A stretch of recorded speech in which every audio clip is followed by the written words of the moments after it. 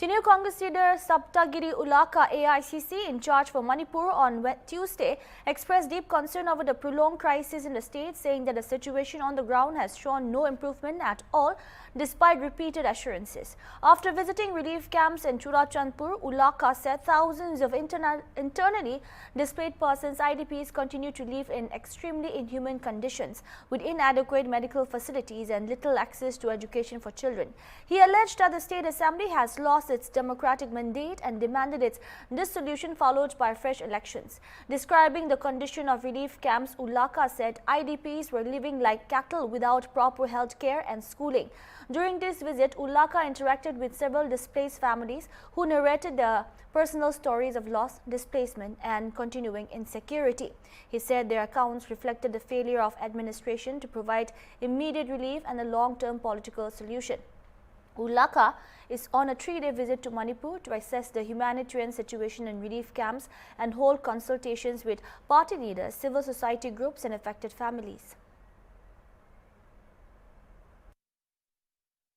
This is your first time in Churachandpur, and you first visited the Imphal, then you came here to Churachandpur, and then you interacted with IDPs also. How do you describe the entire journey, sir?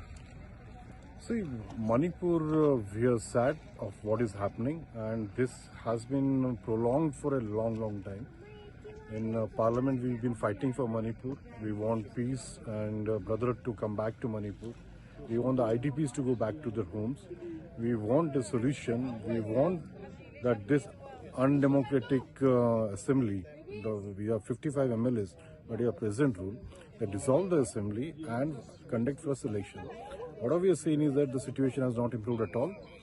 We've been asking Pradhan Mantri Modi to come to Manipur, but he came here.